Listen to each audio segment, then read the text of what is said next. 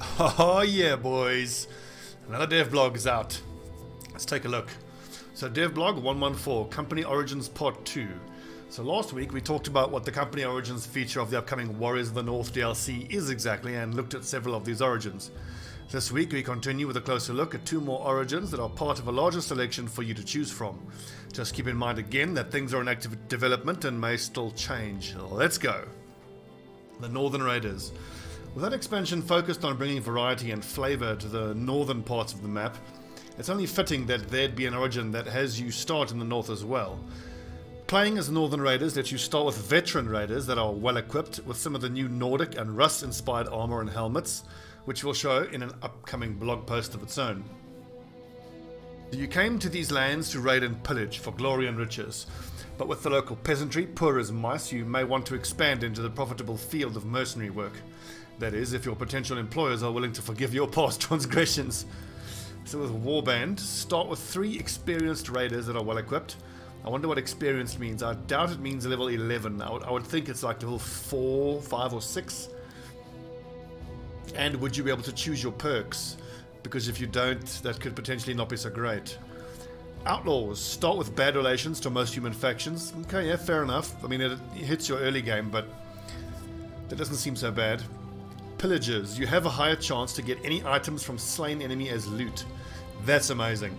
I mean, I just recorded an episode now in my YouTube campaign where I one-shot a guy with a long axe, hit him in the head and killed him. I didn't get the long axe, which is seriously irritating.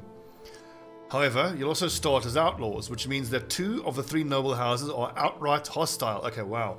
While the remaining 1 is distrustful. It makes for a challenging start where you rely more on venturing out on your own instead of taking on contracts. And it's up to you how to proceed. Do you want to mend relations over time and become a proper mercenary company getting paid by the noble houses? Or do you continue with raiding and pillaging, alienating the nobles further?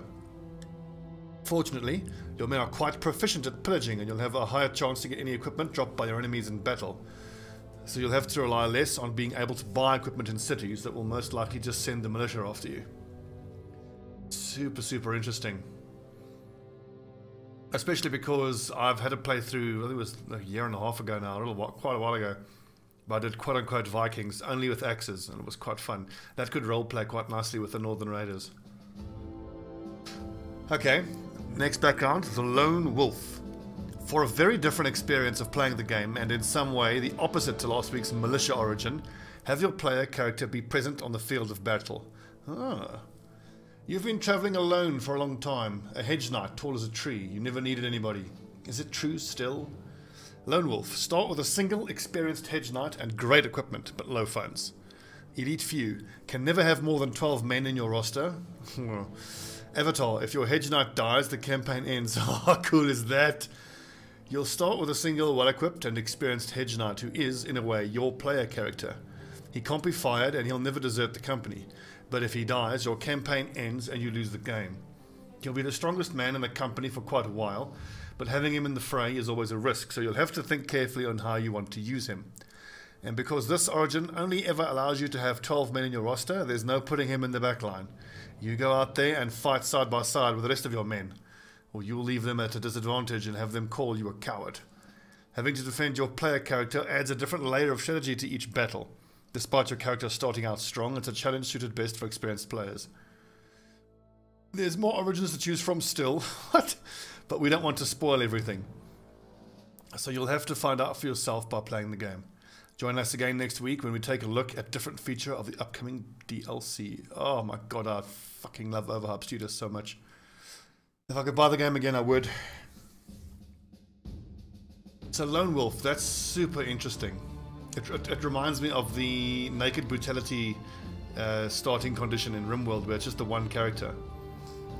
Super interesting. I think the main thing will come down to whether you can choose your own perks. If you just get some random cookie cutter build pre-leveled and like looking at the mail, like I mean it could just be, you know, a decent helm, 180 body armor which is not great, and a great sword, which is amazing though. I don't know.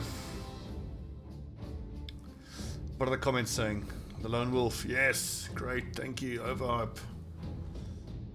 Oh man, I'm so friggin' hyped. I can't wait. But this is now leading me to a bit of option paralysis, because when it comes time to start a new campaign, once the DLC is out, which background do you choose? I'm leaning towards the Dovcool one, which seems the most interesting for me, and because I had so much fun with a previous playthrough with Dovcool's Chosen, and my current one is the Bloody Dawn. I love for Dovcool. But then again, the peasant mob sounds really cool as well, and the tactical flexibility. But then the raiders get more gear. Start out with half the map hating you. Have 3 strong guys. Have 1 strong guy. Oh god, it's so good. Man, I can't wait. Now, one of my viewers in my comments made an interesting comment. Wouldn't an interesting background be Necromancer? So you start as a Necromancer and you have a few zombies. And then you can have like a larger group, and they could have some rules around how you can resurrect zombies, but still have to look after their equipment and whatnot. So it would be you.